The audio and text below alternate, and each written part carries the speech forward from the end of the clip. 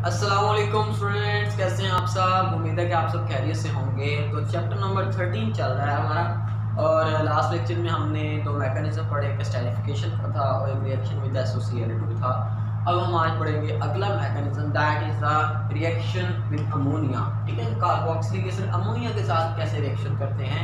तो याद रखिएगा कि कार्बोक्सिलिक एसिड जब भी अमोनिया के साथ रिएक्शन करते हैं तो वो क्या बनाते हैं, वो आपके पास बनाएंगे हमेशा अमाइड्स। ओके, तो मैं यहाँ पे इसको लिख सकता हूँ कि this is the formation of amides. ऐसे कह लें, फॉर्मेशन ऑफ अमाइड्स या फिर रिएक्शन विद अमोनिया। अब होगा क्या, बेसिकली ये किस तरह से होता है, ये ऐसे होता है। मान लिया आपके पास कोई भी कार्बोक्सिलिक एसिड है, RC≡OH, this is your carboxylic acid. जब इसका रिएक्शन करवाया जाता है अमोनिया के साथ NH3 के साथ, तो पहले स्टेप के अंदर ये कह लें, अगर हम सिंपल इसको समझना चाहें तो ये NH3 यहाँ से हाइड्रोजन के साथ मिलता है और ये कुछ ऐसे बन जाता है RC≡O। ठीक है, O। आगे ये NH3 है, ये हाइड्रोजन इसके साथ आता है और ये NH4 बन जाता है पॉजिटिव वाला। तो इस तरह से ये आपके पास एक चीज बन जाती है। अब ये क्या कहलाता है, ये कहलाता है अमोनियम साल्ट। ठीक है ना, अमोनियम आयन है, इस वजह से इसको अमोनियम साल्ट कहते हैं। लेकिन जब इस अमोनियम साल्ट को जो हमारे पास बना है RC≡O NH4 पॉजिटिव और ये नेगेटिव, इसको हम फर्दर हीट करते हैं, तो इसमें से दो हाइड्रोजन और एक ऑक्सीजन, मतलब क्या लॉस हो जाता है, H2O, दो हाइड्रोजन एक oxygen in the form of water. तो बाकी क्या बच गया, बाकी बच गया RC≡O। तो वहां पे देखो ये ऑक्सीजन तो निकल गया, यहाँ से दो हाइड्रोजन भी निकल गए, तो यहाँ फिर क्या बच गया, NH2। अब ये जो हमारे पास फंक्शनल ग्रुप आ गया C≡O NH2, ये वाला फंक्शनल ग्रुप आपके पास क्या कहलाता है, ये फंक्शनल ग्रुप आपके पास क्या कहलाता है, अमाइड। क्या कहलाता है, अमाइड्स। तो जब भी अमोनिया के साथ रिएक्शन करवाया जाता है किसी भी कार्बोक्सिलिक एसिड का, तो आपके पास क्या बनने वाला है, आपके पास बनने वाला है अमाइड। अब इसका मैकेनिज्म किस तरह से होता है, मैकेनिज्म समझते हैं। ये तो एक स्केच हो गया सिर्फ समझाने के लिए कि ऐसा आपके पास हो क्या रहा है, मतलब असल मैकेनिज्म ये होता है। मान लिया आपके पास आपका एसिटिक एसिड है, कार्बोक्सिलिक एसिड की जगह में एसिटिक एसिड लिख लिया, CH3C≡OH, this is your acetic acid. जब इसका रिएक्शन हम करवाते हैं NH3 के साथ, दैट इज अमोनिया, और अमोनिया के ऊपर होता है एक लोन पेयर ऑफ इलेक्ट्रॉन। तो होता ये है कि ये जो लोन पेयर ऑफ इलेक्ट्रॉन है, ये जाके कार्बोनाइल के इस पार्शियल पॉजिटिव हिस्से पे अटैक करता है। जब इस पे अटैक हुआ तो इसने इसके साथ बॉन्ड बना लेना है और ये इलेक्ट्रॉन डेंसिटी फिर आगे मूव कर गई। तो इसके रिजल्ट में आपके पास फिर क्या बन गया, इसके रिजल्ट में आपके पास लिख लो जरा, पहले क्या था, पहले था CH3C, आगे था OH। अब देखो इस सेंटर वाली कार्बन पे अटैक हुआ तो इसके साथ वो आके NH3 जुड़ गया होगा। मैं इसको जरा ऐसे लिख देता हूँ, NH2H। ओके, और आगे ये ऑक्सीजन के ऊपर अब नेगेटिव चार्ज आ गया होगा, क्योंकि ये इलेक्ट्रॉन डेंसिटी आगे मूव की और कार्बन 4 बॉन्ड बना सकता है, 5 नहीं बना सकता। अब देखिए नाइट्रोजन भी तो 3 बॉन्ड ही बना सकता है ना, चौथा नहीं बना सकता। लेकिन यहाँ पे 3 हाइड्रोजन के साथ बॉन्ड है और एक उसका कार्बन के साथ हो गया, तो मतलब नाइट्रोजन पे इस टाइम बड़ा पॉजिटिव चार्ज है। तो पहले स्टेप के अंदर मतलब क्या होगा, मैं अगर इसको कहूँगी स्टेप नंबर 1 के अंदर क्या होगा, तो मैं कह सकता हूँ कि स्टेप नंबर 1 के अंदर अटैक ऑफ अमोनिया। अमोनिया हमारे पास यहाँ पे हमारा क्या है, न्यूक्लियोफाइल, क्योंकि वो अटैक कर रहा है। अब देखो हमने इस पॉजिटिव चार्ज को खत्म करना है। वो कैसे हो सकता है कि अगर हम यहाँ से एक हाइड्रोजन निकाल दें, ठीक है ना। अब वो कैसे निकालेंगे, स्टेप नंबर 2 चलो अलग लिख लेते हैं। अब देखिए स्टेप नंबर 2 में पहले क्या बना हमारे पास, ये बना हुआ था CH3C, आगे यहाँ पे था NH2, एक H मैंने साइड पे लिख लिया, और नाइट्रोजन पे है पॉजिटिव चार्ज, ऑक्सीजन पे है नेगेटिव चार्ज, और आपके पास है यहाँ पे OH। अब देखो जरा गौर करना जरा, इस ऑक्सीजन के ऊपर भी तो लोन पेयर हैं, बिल्कुल। ऑक्सीजन क्या करता है, वो कहता है कि भाई ऐसा करते हैं कि ये जो लोन पेयर हैं, ये इसके बाद जो हाइड्रोजन होता है उसको अपनी तरफ अट्रैक्ट करके अपने साथ जोड़ लेता है, और ये इलेक्ट्रॉन फिर नाइट्रोजन को मिल जाते हैं और नाइट्रोजन के 3 बॉन्ड बन जाते हैं और ये पॉजिटिव चार्ज हो जाता है खत्म। तो मतलब सेकंड स्टेप के अंदर प्रोटॉन जो है, हाइड्रोजन जो है वो इस ऑक्सीजन के पास चला जाएगा और आपके पास कुछ ऐसा प्रोडक्ट बन जाएगा। कैसा, जरा देखिएगा, मतलब कुछ ऐसा हुआ होगा, CH3 बच गया, C ऑक्सीजन के ऊपर वैसे ही जो चार्ज था। अब ये था आपके पास पहले OH, एक हाइड्रोजन उसने और ले लिया तो OH2, लेकिन अब इस ऑक्सीजन पे आ गया पॉजिटिव चार्ज, क्योंकि 2 बॉन्ड उसके हाइड्रोजन के साथ हैं, एक कार्बन के साथ, तो 3 हो गए तो पॉजिटिव चार्ज। लेकिन ये जो नीचे आपके पास था NH2 बच गया, अब इस नाइट्रोजन के 3 बॉन्ड हैं, अब ये बिल्कुल क्या हो चुका है, स्टेबल हो चुका है। तो सेकंड स्टेप के अंदर आपके पास ये काम होता है। Okay, understand. अच्छा, ये तो हो गया सेकंड स्टेप के अंदर। अब क्या है, ये ऑक्सीजन पे नेगेटिव चार्ज है, इसको भी तो हमने कुछ करना है। ये जो नेगेटिव चार्ज देख रहे हो, अब ये होता है कि ये नेगेटिव चार्ज स्टेप नंबर 3 के अंदर आखिरी बाजी खेलता है और इस तरह से ये जीत जाता है। स्टेप नंबर 3 देख रहे हो क्या होगा, आपके पास है CH3C, O पे है नेगेटिव चार्ज और यहाँ पे क्या है OH2 पॉजिटिव और यहाँ पे क्या है आपका NH2। अब हर चीज जारी सी बात है स्टेबल होना चाहती है, तो ये स्टेबल कैसे होगा कि ऑक्सीजन क्या करेगा, अपने इलेक्ट्रॉन वापस लेके आएगा और कार्बन के साथ दोबारा से डबल बॉन्ड बना लेगा और फिर इसको यहाँ से OH2 पॉजिटिव को यहाँ से निकाल दिया जाएगा इलेक्ट्रॉन देकर। जब ये यहाँ से इलेक्ट्रॉन लेकर निकलेगा तो उसका पॉजिटिव चार्ज खत्म हो जाएगा और ये किस फॉर्म में निकलेगा, ये असल में है क्या, ये है H2O, ठीक है ना, ये क्या है H2O और बाकी क्या बचेगा, बाकी बचेगा आपके पास CH3C। अब इस कार्बन और ऑक्सीजन के दरमियान क्या आ चुका है, डबल बॉन्ड, तो डबल बॉन्ड आ गया और ये NH2 वैसे का वैसे आप नीचे लिख लें या फिर इसको ऐसे लिख लें। तो ये आपका देखिए, ये आपका क्या बन गया, ये आपका बन गया अमाइड। क्या बन गया, अमाइड। तो इस तरह से ये मैकेनिज्म चलता है और आपके पास बड़ी आसानी से आप क्या बना सकते हैं, अमाइड्स बना सकते हैं। और याद रखिएगा हम रिएक्शंस पढ़ रहे हैं ऐसे जिनके अंदर आपका कौन सा ग्रुप इन्वॉल्व होता है, कार्बोनाइल फंक्शनल ग्रुप। तो कार्बोनाइल फंक्शनल ग्रुप यहाँ पे इन्वॉल्व है, तो हम उसी को डिस्कस करते हैं। अंडरस्टैंड। अच्छा, ये तो हो गया इसका मैकेनिज्म। जो नेक्स्ट आपकी बुक में है वो क्या है, उसको भी डिस्कस कर लेते हैं जल्दी से। नेक्स्ट है आपके पास कि आपके पास अगर मैं लिख देता हूँ, इसको हम कह सकते हैं इंटर मॉलिक्यूलर डिहाइड्रेशन, इसको इंटर मॉलिक्यूलर डिहाइड्रेशन भी कह सकते हैं। ओके, या फिर इसको हम कह सकते हैं फॉर्मेशन ऑफ एसिटिक एनहाइड्राइड्स या सिंपल एनहाइड्राइड्स। एनहाइड्राइड किसी भी ऐसी स्पीशीज को कहते हैं जिसमें से वाटर रिमूव हुआ हो, मतलब जिसमें से वाटर निकला हुआ हो, रिमूव हुआ हो, उस स्पीशीज को हम बोलते हैं, इसके रिजल्ट में जो चीज़ बनती है उसको बोलते हैं एनहाइड्राइड।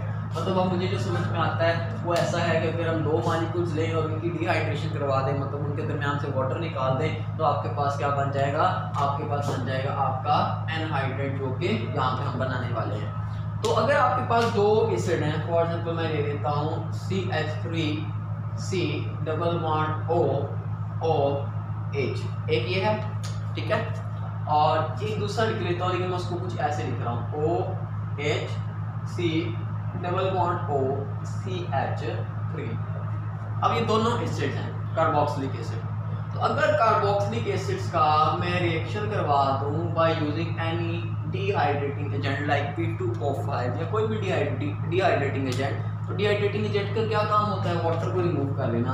तो होगा क्या कि एक से OH और दूसरे से H ये निकलेंगे, वैसे इसका भी मैकेनिज्म है, लेकिन ओवरऑल रिएक्शन के दौरान ये निकलेंगे और क्या बना देंगे, यहाँ पे ये बना देंगे H2O, that is your water. और बाकी की चीज़ बच गई उसको हम लिख लेते हैं। बाकी आपके पास बच गया ये, मैं लिख देता हूँ, देखिए ज़रा, क्या CH3C डबल बॉन्ड O, यहाँ से ये बचा, और आगे क्या है, फिर आगे है O, फिर C double bond O, that is CH3।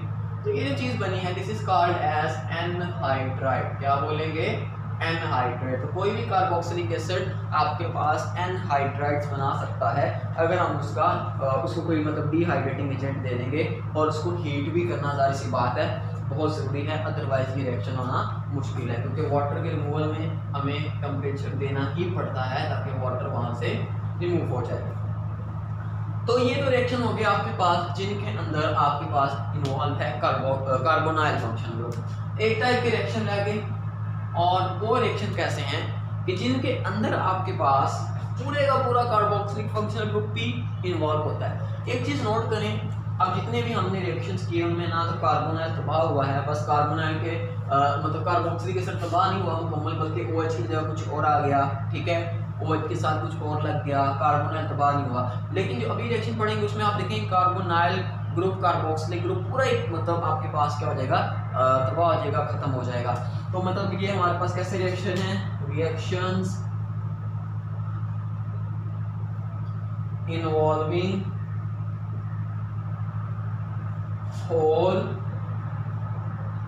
COOH group, मतलब ऐसा रिएक्शन जिसमें सारे का सारा कार्बोक्सिलिक एसिड ग्रुप जो है वो इन्वॉल्व होता है। अच्छा, ऐसे रिएक्शन में आपके पास आ जाते हैं रिडक्शन वाले रिएक्शन, ठीक है। अब रिडक्शन दो तरह से हो सकती है। जो पहली टाइप दी गई है आपकी बुक में, that is the partial reduction, partial reduction to alcohol. देखो, आप कार्बोक्सिलिक एसिड की रिडक्शन करोगे ना, तो जैसे हम क्या करते थे, अल्कोहल की ऑक्सीडेशन करते थे, एल्डिहाइड कीटोन की ऑक्सीडेशन करते थे कार्बोक्सिलिक एसिड। तो साइकिल को पीछे ले आओ जरा, कार्बोक्सिलिक एसिड की रिडक्शन करोगे तो एल्डिहाइड और कीटोन, उसकी रिडक्शन करोगे तो क्या बनेगा भाई, तो क्या बनेगा, अल्कोहल। तो अगर उसकी भी रिडक्शन कर दोगे तो उसके पीछे क्या आते हैं फिर अल्कीन, फिर उसके पीछे अल्केन्स, तो इसी तरह से चलता जाएगा मामला। तो पार्शियल रिडक्शन टू अल्कोहल, अगर हम क्या करना चाहें, इसकी रिडक्शन करना चाहें अल्कोहल्स में, तो हमें सारी सी बात है कोई रिड्यूसिंग एजेंट यूज़ करना पड़ेगा। अच्छा, अगर तो हम स्ट्रॉन्ग रिड्यूसिंग एजेंट यूज़ करेंगे ना, तो फिर तो कंप्लीट रिडक्शन हो जाएगी। तो हमें कोई ऐसा रिड्यूसिंग एजेंट यूज़ करना है जो कि इसकी पार्शियल रिडक्शन करे। पार्शियल रिडक्शन मतलब कि इसमें से मतलब मुकम्मल तौर पे इसको आगे अल्केन्स के अंदर कन्वर्ट ना कर दे, मतलब मुकम्मल पीछे ना ले जाए। तो फिर हमारे पास यहाँ पे जो dehydrating agent sorry reducing agent आता है, that is lithium aluminium hydride. ये क्या करता है, ये आपके पास जो कार्बोक्सिलिक एसिड होते हैं उनको कन्वर्ट कर देता है अल्कोहल में। अब ये कैसे काम करता है, ज़रा इसको एक मिसाल से समझते हैं। मान लिया आपके पास है, चलो स्पेसिफिक एग्जांपल ही लेते हैं। मान लिया आपके पास है CH3C double bond OH, this is your carboxylic acid, जिसका नाम क्या है, एसिटिक एसिड या एथेनॉइक एसिड। अगर मैं इसका लिथियम एल्यूमिनियम हाइड्राइड के साथ रिएक्शन करवाता हूँ, तो आपके पास यहाँ पे क्या आते हैं, यहाँ पे आपके पास आते हैं हाइड्रोजन। मैं ऐसे लिख लेता हूँ, 1 2 3 और ये 4 हाइड्रोजन। अब ये 4 हाइड्रोजन कहाँ से आते हैं, जो आपने यूज किया है लिथियम एल्यूमिनियम हाइड्राइड, उससे 4 हाइड्रोजन आते हैं। अब उनमें से 4 में से 2 हाइड्रोजन यहाँ से इस ऑक्सीजन को निकालते हैं और क्या बना देते हैं, ये बना देते हैं आपके पास H2O, और बाकी ये जो 2 हाइड्रोजन होते हैं ये जाके इस कार्बन में ऐड हो जाते हैं, ठीक है ना। मतलब रिमूवल ऑफ ऑक्सीजन हो गया और addition of hydrogen, that is called as reduction. तो ये क्या बन गया, CH3, जो कार्बन था वो CH2 में कन्वर्ट हो गया और ये बन गया OH। तो ये आपके पास क्या बन गया, ये आपके पास बन गया एथेनॉल। तो बड़ा मशहूर ये शॉर्ट क्वेश्चन है कि how ethanoic acid is converted into ethanol, या how acetic acid is converted into ethanol. Partial reduction से ये हो सकता है, ठीक है ना। अच्छा, लेकिन अगर हम करना चाहें कंप्लीट रिडक्शन, तो सेकंड है कंप्लीट रिडक्शन। याद रखिएगा, जब हम कंप्लीट रिडक्शन करेंगे ना, तो आपके पास हमेशा क्या बनने वाला है, alkane. Complete reduction to alkanes, तो फिर हमारे पास क्या बनेंगे एंड पे, अल्केन्स। अब देखो, उसके लिए हमें कोई स्ट्रॉन्ग मतलब रिड्यूसिंग एजेंट यूज़ करना पड़ेगा जो हाइड्रोजन ज़्यादा दे और इस तरह से हमारे पास काम चले। अब इसके लिए फॉर एग्जांपल आपके पास आपका कोई भी मान लेते हैं CH3 ले लेते हैं, ये ले लेते हैं। फॉर एग्जांपल आपके पास है CH3C double bond OH, this is your carboxylic acid, acetic acid इसका नाम। फॉर एग्जांपल इसका मैं रिएक्शन करवा देता हूँ हाइड्रोजन आयोडाइड के साथ। हाइड्रोजन आयोडाइड 1 2 3 4 5 6 हाइड्रोजन आयोडाइड के साथ रिएक्शन है इसका, और हम इस काम के लिए यूज करते हैं रेड फॉस्फोरस और इसको करते हैं हीट। अच्छा, जब हम ये करते हैं तो अब इसने मुकम्मल तौर पे अल्कीन में कन्वर्ट हो जाना है। पहले तो ये आयोडीन जो होते हैं ना, ये 1 I2 2 I2 3 I2 ये निकल जाते हैं, और ये क्या बना देते हैं, ये आपके पास बना देते हैं 3 आयोडीन के मालिक्यूल। तो इनका तो काम हुआ ना तमाम, ये तो निकाल होता है। लो जी, ओके हो गया। अब आपके पास फिर बाकी क्या निकलेंगे, देखो ज़रा ध्यान करना, गौर करना। देखो ज़रा ये OH, ओके, इस H से मिला क्या बना, H2O, H2O ही बना ना, तो ये आपके पास बन गया एक वाटर मॉलिक्यूल। ओके, अब देखो और कहाँ से वाटर मॉलिक्यूल निकल सकता है कि ये दो जो थे, क्या ये दो हाइड्रोजन ये इस ऑक्सीजन को मिला देंगे और क्या बन गए फिर 2H2O, ठीक है ना। अब बाकी ये जो 3 हाइड्रोजन बचे ये जाके ये 3 हाइड्रोजन इस कार्बन के पास चले जाएंगे और ऐड हो जाएंगे, तो आपके पास ये किसमें कन्वर्ट हो जाएगा, ये आपके पास कन्वर्ट हो जाएगा। देखो वो पहले CH3 तो वैसे का वैसा ही रहा, लेकिन आप जो अगला कार्बन था उसके पास भी 3 हाइड्रोजन आ गए तो ये इसमें कन्वर्ट हो गया। तो कार्बोक्सिलिक एसिड्स को अगर आप अल्केन्स में कन्वर्ट करना चाहते हैं तो कुछ ज़्यादा फटे डालने की ज़रूरत नहीं है, बड़ी आसानी से स्पून से आपके पास ये कन्वर्ट हो सकता है बाई डूइंग दिस मेथड। अब देखिए इसमें हुआ क्या होगा कि जो कार्बोक्सिलिक ग्रुप था सारे का सारा ये चेंज हो गया आपके पास CH3। तो ये रिएक्शन आपके पास हो गए हैं जनरल कंप्लीट। अब हमारे पास एसिटिक एसिड रह गया है। एसिटिक एसिड कैसा है, वो इसका सबसे मशहूर कार्बोक्सिलिक एसिड जो हम यूज़ करते हैं रोज़मर्रा लाइफ में वो है, उसको भी डिस्कस कर लेते हैं जल्दी से। तो हमारे पास जो सबसे इम्पोर्टेंट कार्बोक्सिलिक एसिड है जो हमारे रोज़मर्रा लाइफ में बहुत ज़्यादा यूज़ होता है वो है विनीगर, सिरका। एसिटिक एसिड्स का नाम है, इसको हम CH3COOH से रिप्रेजेंट करते हैं। आपके पास एसिटिक एसिड या फिर कह लें कि जो सिरका है उसके अंदर एसिटिक एसिड ही होता है। सिरका असल में एसिटिक एसिड का एक बड़ा ही डाइल्यूट सोल्यूशन है, इसमें बहुत कम अमाउंट में एसिटिक एसिड होता है। वैसे ये है क्या, सिरका असल में ये एसिटिक एसिड ही है। अब एसिटिक एसिड को कमर्शियली प्रिपेयर किया जाता है, इसका यूज़ है बहुत ज़्यादा। अब इसको इंडस्ट्री के अंदर कैसे प्रिपेयर किया जा सकता है, इसको लेबॉर्ट्री के अंदर कैसे प्रिपेयर किया जा सकता है, उसको हमने अभी देखना है। ये सारे मेथड आप पढ़ चुके हैं, अभी समझ लें कि हम इसकी रिवीजन कर रहे हैं। तो लेबॉरेटरी मेथड क्या है इसका, laboratory method for the preparation. देखिए सबसे आसान और सबसे जो अच्छा मेथड है लेबॉर्ट्री के अंदर वो ये है, इसको हम अल्कोहल से बनाएं, मतलब by the oxidation of ethyl alcohol. अब इथाइल अल्कोहल हमें बड़ी आसानी से मिल सकता है फर्मेंटेशन प्रोसेस से। इथाइल अल्कोहल क्या होता है, इथाइल अल्कोहल होता है CH3CH2OH। आपको पता है कि जो मैंने बताया था अल्कोहल की ऑक्सीडेशन करते हैं, ठीक है ना, अल्कोहल की ऑक्सीडेशन करते हैं। मैं ऑक्सीडेशन करवा देता हूँ। अब कोई भी ऑक्सीडाइजिंग एजेंट यूज़ किया जा सकता है like K2Cr2O7 in the presence of H2SO4। तो हमने क्या पढ़ा था कि ऑक्सीडेशन जब अल्कोहल की जाती है तो ये किसमें कन्वर्ट हो जाता है, ये कन्वर्ट हो जाता है एल्डिहाइड के अंदर, मतलब फॉर एग्जांपल ये इसमें कन्वर्ट हो जाएगा। ऐसा नहीं लिखना चाहते आप, इसको ऐसे भी लिख सकते हैं कि ये इसमें कन्वर्ट हो जाएगा, ये इसमें कन्वर्ट हो जाएगा, ओके ना। अब इसमें होना क्या होता है कि यहाँ से ये ऑक्सीजन जो होता है ये हाइड्रोजन और एक इधर से हाइड्रोजन निकालता है और क्या बना देता है H2O, और बाकी की फिर क्या बच जाता है CHO जो कि एल्डिहाइडिक फंक्शनल ग्रुप है। अब जब एल्डिहाइड बन जाता है तो फिर तो मसला ही कोई नहीं है, फिर एल्डिहाइड की आप फर्दर ऑक्सीडेशन कर दो।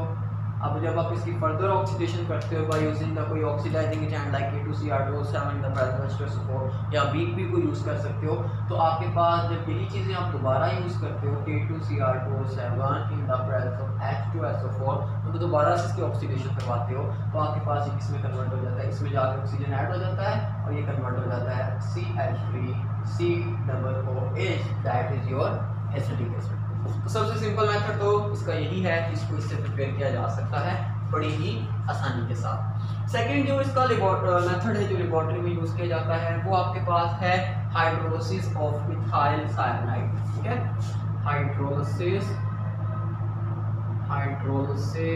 Of methyl cyanide.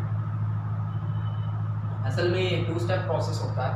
Methyl cyanide किसे कहते हैं, मिथाइल साइनाइड कहते हैं CH3CN, ये साइनाइड और ये मिथाइल।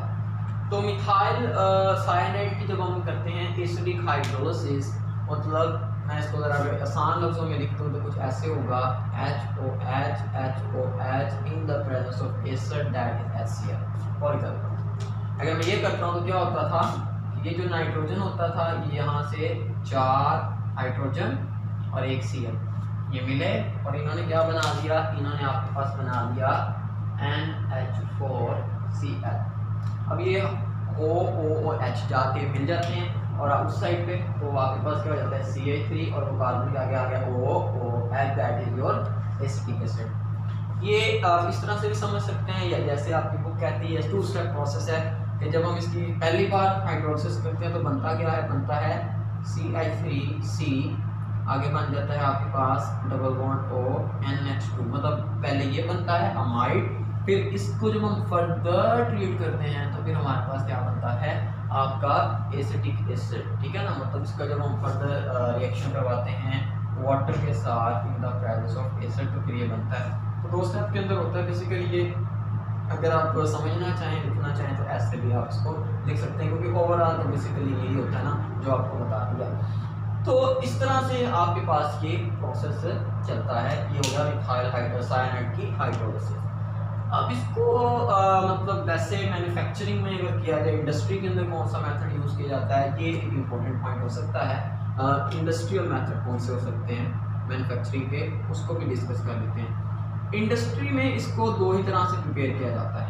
एक तो यही इथाइल अल्कोहल फर्मेंटेशन में अंदर मिल जाता है, हम उसी के ऑक्सीडेशन करते हैं और इसको बना लेते हैं। तो इंडस्ट्री मेथड और लेबोरेटरी मेथड ये तो एक ही है। हाँ, एक मेथड है इसके अंदर, वो क्या है, आपने चैप्टर नंबर 8 में एडिशन ऑफ वाटर का एक रिएक्शन पढ़ा था और वो कुछ ऐसा था।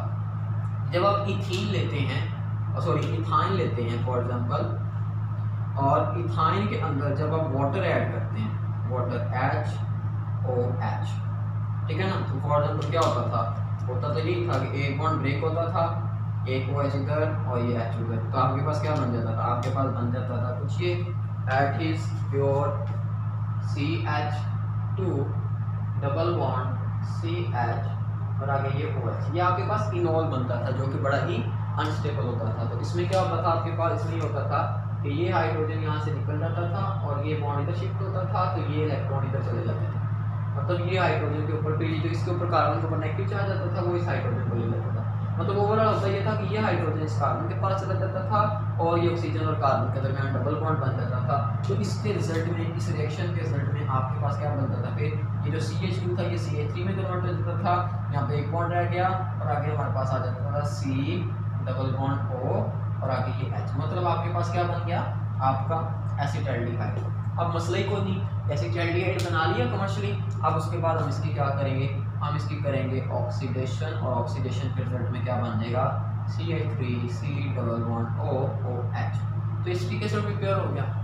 तो ये तो बड़ा ही आसान है, ये सारे मेथड्स आपने पहले ही पढ़े हुए हैं, तो इस तरह से इसको प्रिपेयर किया जा सकता है।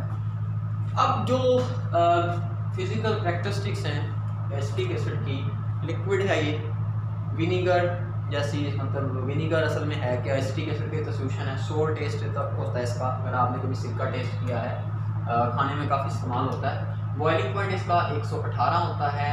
और सबसे इंटरेस्टिंग बात यह है कि एसिटिक एसिड को ग्लेशियल एसिटिक एसिड कहा जाता है। ग्लेशियल मतलब ग्लेशियर की तरह, ग्लेशियर देखें बर्फ़ के जो पहाड़ होते हैं, मतलब जो जमे हुई बर्फ़ है वो ग्लेशियर है, तो उसकी वजह से इसको ग्लेशियल एसिटिक एसिड कहा जाता है। क्योंकि जब ये फ्रीज होता है 17 सेल्सियस पे, इसका फ्रीजिंग पॉइंट है, तो ये बिल्कुल आइस की तरह, मतलब जैसे बर्फ़ की जमी हुई, ऐसा लगता है जैसे बर्फ़ ही जमी हुई है। फ़र्क करना मुश्किल हो जाता है कि ये एसिटिक एसिड है, स्मेल करके बस पता चलता है क्योंकि इसकी तरह पंजेंट स्मेल होती है।